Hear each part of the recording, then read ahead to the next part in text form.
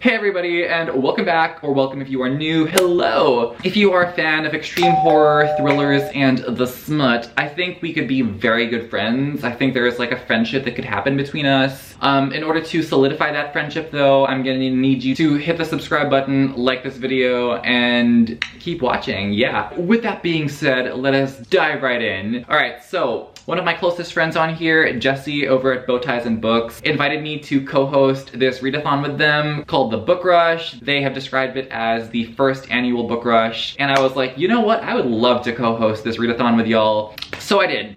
And in this readathon, we buddy read the book The Visitor by Sergio Gomez, and I took it upon myself to read one of the most hyped Christmas horror books that I've seen all over Bookstagram and BookTube, and that was... what's it called? I've already forgot the frickin' name. Secret Santa. The author? Who knows? Yeah, this is going really well. So with that being said, I also went to watch this play. I went to go see the giant Christmas tree in Sydney Square. Be sure to subscribe to Jesse over at Bowties Books. If they get their vlog up, I will link that down below as well. But with that being said, enjoy the vlog. The next day. If I look like shit, it's because I feel like shit. But we are gonna alleviate these feelings of shit because my good friend Jesse, they and I are gonna be buddy reading Christmas horror together. So they are hosting this readathon called the Annual Book Rush. And this readathon would entail reading some Christmas horror and Christmas romance. Now I am co-hosting with Jesse over at Bowties Books, and then we have another co-host for the romance thing. Since romance is not my thing, unless it's dark romance, tons of trigger warnings. That wonderful porn? Then it's my thing. But when it comes to like normal pastel colored background, graphic design, animated people on the cover, very wide appeal, mass market love hypothesis bullshit, that's when I check out. So no festive holiday romance for me, but horror, we're doing that. So I don't know what day it is. This day has not been going super well, but Jesse said that they are good to read. But Jesse said that they are good to start our buddy reads, so I'm going to set up my laptop in the next room. We're gonna do some private sprints together when they message me that they're ready to go. And we are gonna be buddy reading the book The Visitor by Sergio Gomez.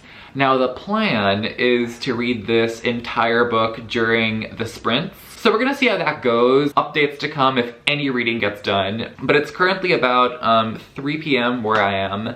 And I am going to check in with them, get this sprint set up, and update you as I'm reading the book, okay? And get some footage of the sprints up here too. Later that day. I didn't really get much reading done because the second I started the sprint, I had to take a phone call, and that was basically an update regarding a job that I applied for. I'm not gonna say what the outcome was over here because I'm very superstitious. I don't like to, you know, say anything until it actually happens, so I'm just gonna keep that under wraps until anything perhaps comes from it, okay? But Jesse knows. They were on the call when I gave this update. I don't know what I think about this book so far. I will say that Jesse is enjoying it a lot. I really do like the setup. In this book, we follow these strangers, and it's snowing. There's a blizzard, so they all come together in this diner called Sal's Diner. Now, we have several people. We have this Japanese couple who likes to go hiking, and then we have this guy named Xavier who has this dog who wants to make it home to his family for the holidays, but wasn't able to make it home in time because of certain reasons I'm not going to give away. This is a very short book, but it is pretty predictable given the weather situation that they're in right now. So that's what's going on so far. So far they have accumulated in this place, and the book is very short. It's reading very fast. I might be able to finish this book on the following sprint. We have barely gotten any reading done because this sprint turned into like an hour-long trauma dumping session. It was like, how's your day? And they were like, how was your day? And you know that it's true friendship when someone actually answers, how was your day, with an honest answer. We talked for like 2 hours. So no reading was done, but so far we have committed to be literarily productive, so we're gonna continue on, and I will give you my update on the book when I am done, assuming we are done on the next sprint, okay? Check in soon. A few moments later. Hello, Jesse. Hello. We just read an entire book. Oh my gosh. not a reindeer that I thought was a kangaroo just a while ago. Okay, we just read a whole entire book on the sprints. How did that go? It was trash. Yeah. It was trash. We had such high hopes, and nothing. It was like we were like, wow, this is so good. It's so engaging. It's so entertaining.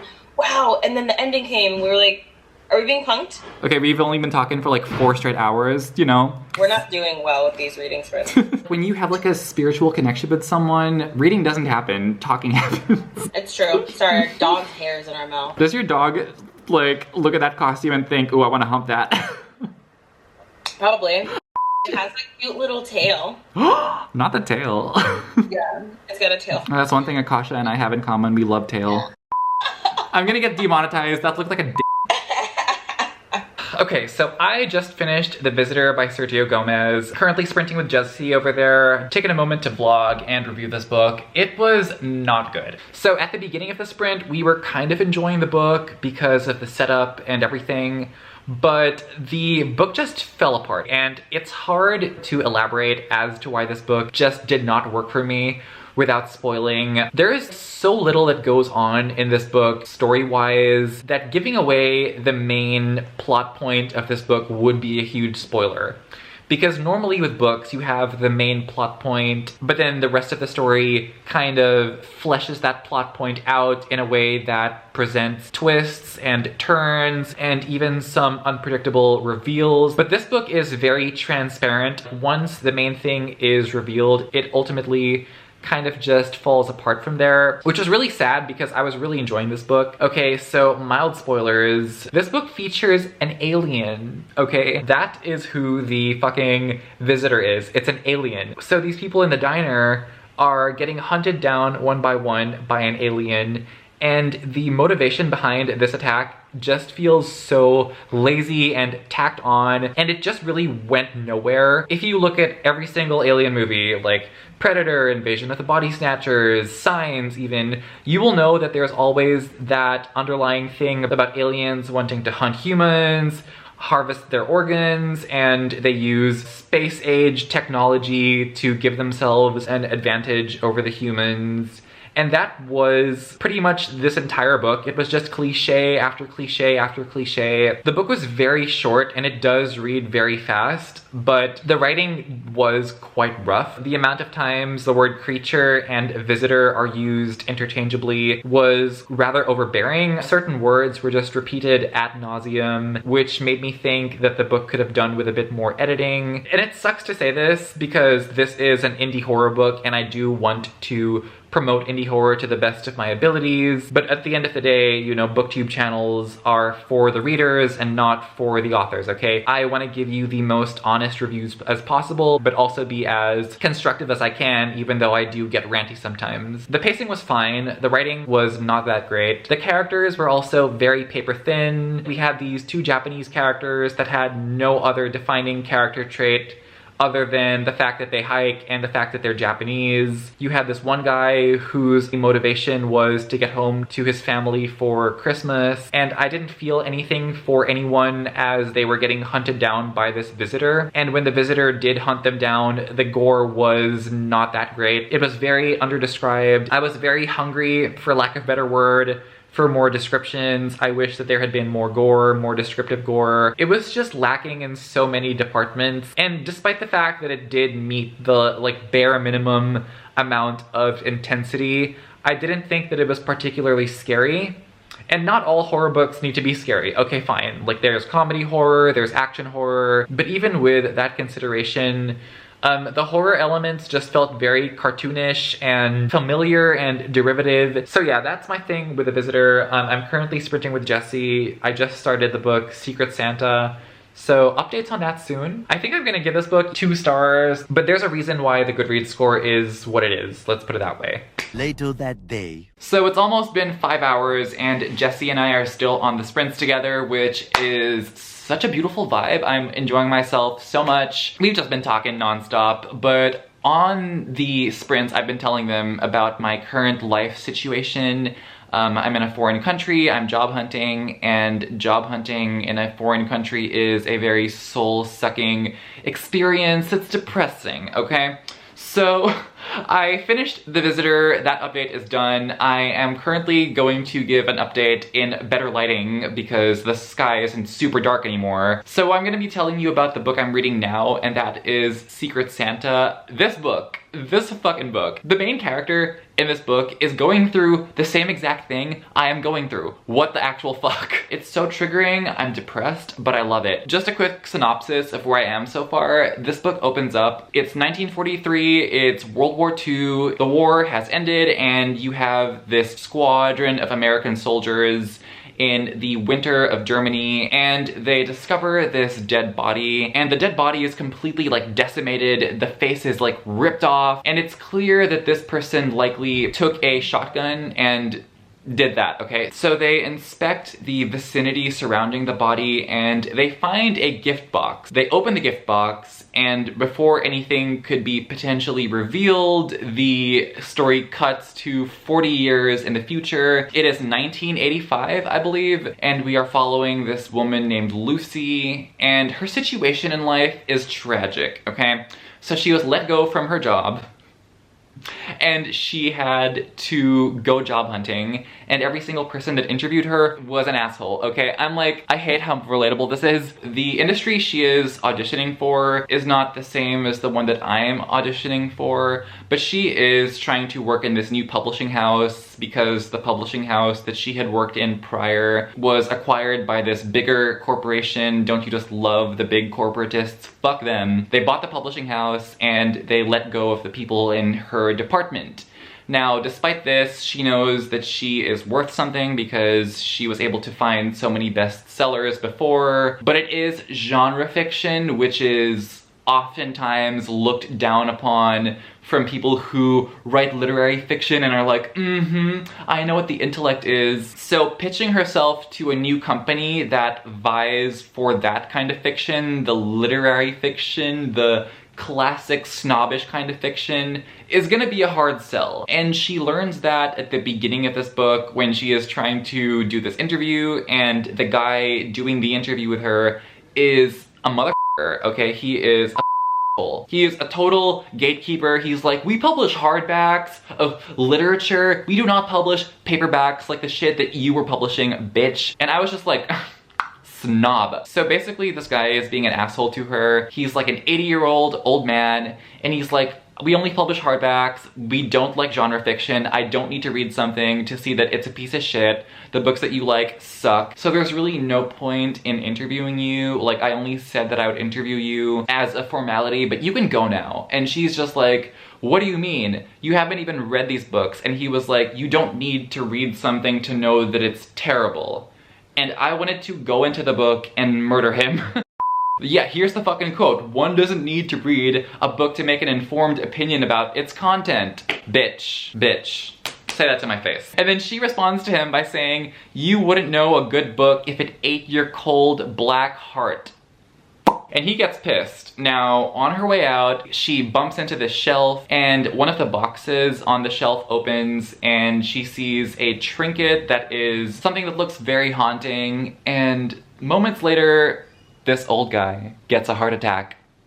Yeah, so I don't know if there's like a connection between the two, eating the cold black heart comment and then he gets a heart attack in the very next chapter. It's very weird. So because she was there when he gets the heart attack, she accompanies him to the hospital, and while she's there with him, he dies, okay? And then she bumps into his son, and his son, who is the new owner of this company, hires her. And she's like, I know exactly what this kind of guy likes. She's like, he likes books with blood and guts, no big words, and frequent chapter breaks. And I'm just like, me. Okay, me. This book is reading me. This book is reading me. So eventually she does get hired, and it's like she's feeling out of place in the workplace. She's feeling incompetent because she wants to contribute, but she's in a place where her skill set isn't really typical of what the other people in the company have, but she is like a new hire. And I feel that on a spiritual level, okay? You know, that whole imposter syndrome, being unable to assert your worth despite having experience because you feel undeserving. It's sad. And this whole thing about how she was job hunting during the holidays and how difficult that is because nobody is, you know, working around this time. Bitch, that's literally what I'm doing. Why is art imitating life? Why is life imitating the art? What is going on? So she gets to the publishing house and strange shit starts happening. She is told that she's gonna be getting this secret Santa present, which is sketchy, but then several other things start happening. She goes to the basement to get something and the lights go off and shit's going down, okay? I'm kind of enjoying this so far. I would say that despite the fact that The Visitor sucks, this readathon in general has taken a good turn. So we'll see what's going on, and yeah, updates soon. The next day.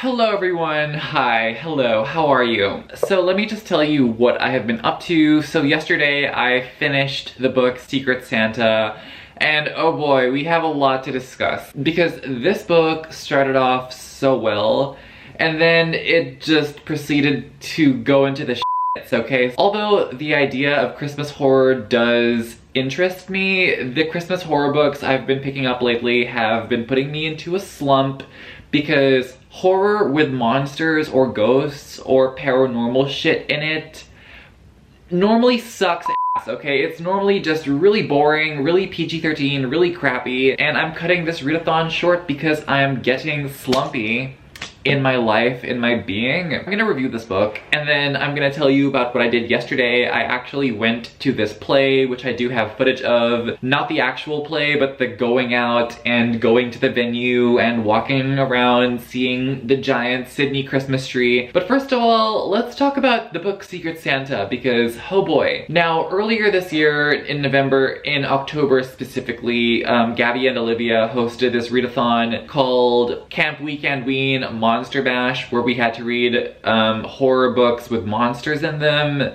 And the first book I read was so bad, I ended up just reading monster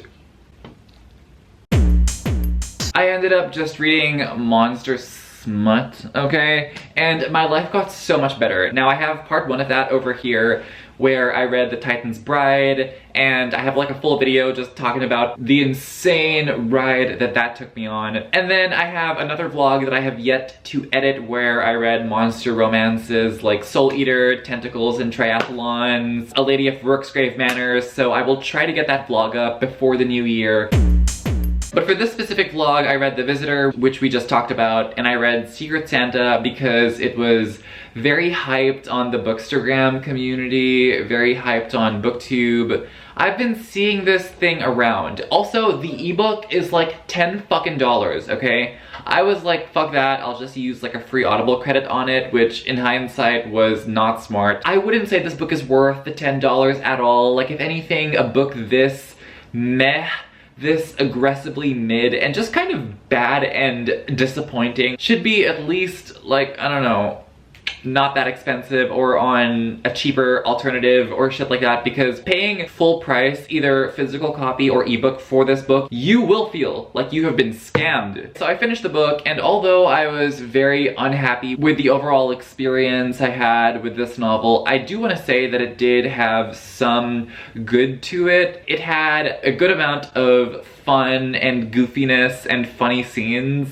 and some funny dialogue that was thrown in there that did make me laugh quite a bit. So I was messaging Jesse and I sent them this screenshot over here. The main character is describing this really harsh woman who is an editor in the publishing house she works for, and this line comes out. It goes, "She only worked with male authors, not because she was a misogynist, but because her editing notes were so cutting they'd reportedly caused a pregnant author to miscarry."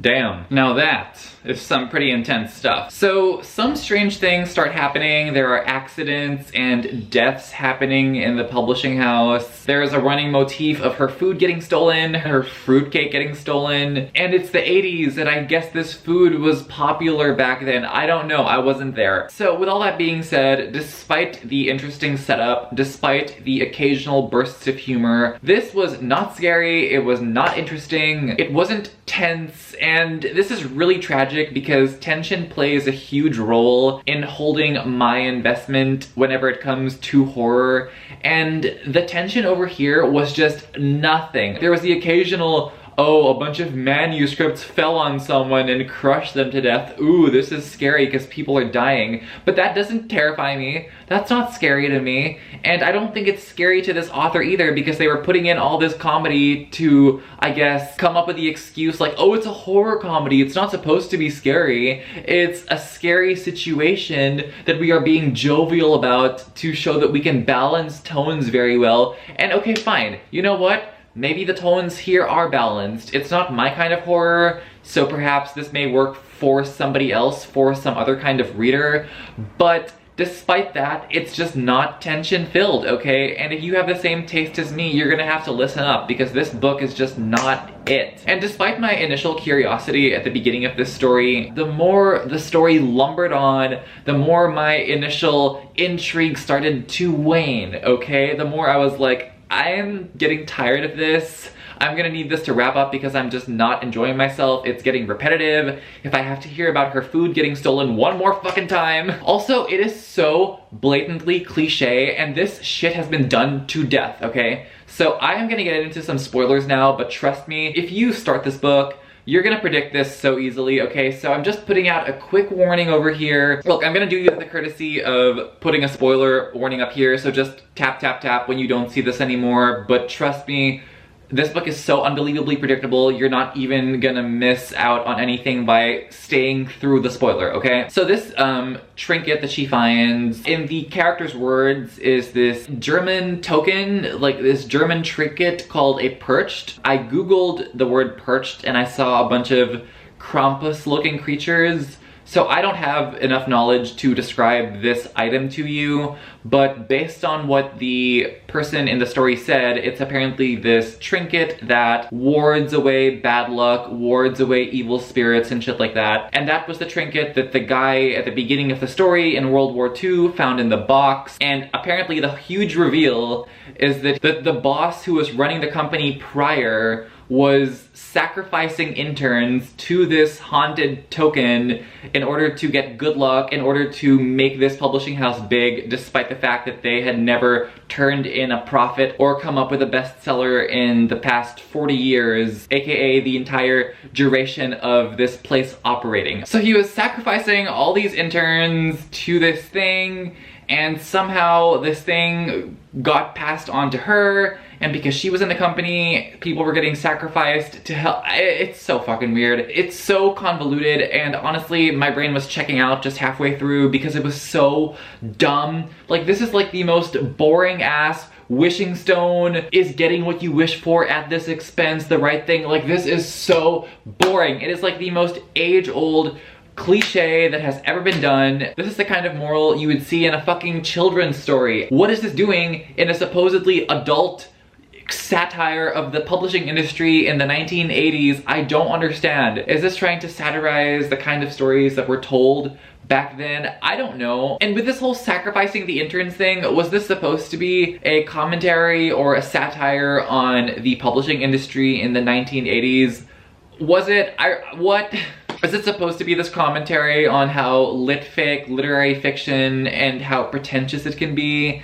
You know, how big words are used to describe stories of sad, horny white men contemplating the ennui and boringness and anguish of their lives in a first world country, the privilege, the tragedy of privilege, good grief. Is that supposed to be what this book is a satire of? Because it's not a biting commentary, it's not smart, and it's not like a biting commentary like American Psycho. It's not smart, and it just doesn't present these concepts in a way that's interesting or new. It's just a mess, okay? So this readathon is fucking over. I'm gonna include some footage now of the play I went to yesterday, and then I'm gonna tell you about what that was like. And then we're done with this video. We're fucking done, because I've got more shit to do.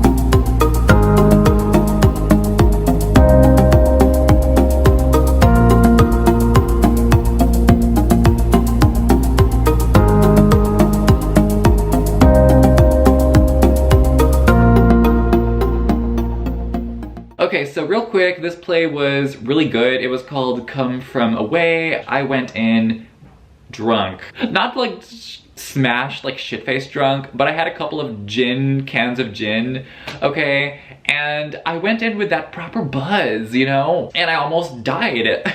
We were sitting on the balcony. I'd never been to this theater before, so I didn't realize just how fucking steep the balcony was. So here I come in, I'm on my second can of gin, I look down, and I'm like, whoa! But anyway, it was crazy. I almost died yesterday, what the fuck? Anyway, the play starts, I'm like loose. Nice and wet. I'm having fun. The opening song is really good.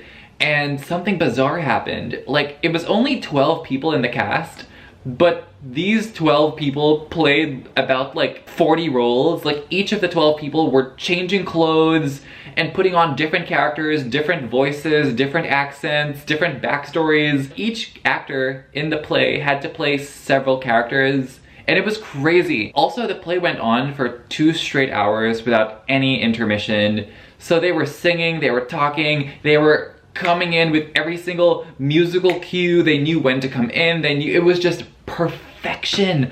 What the fuck? Okay? And I had never heard of this play before. I'm pretty basic when it comes to musicals. I only know like the big ones like Les Mis and Phantom of the Opera and Miss Saigon and that shit. My favorite musical being Hedwig and the Angry Inch. It is literally a masterpiece.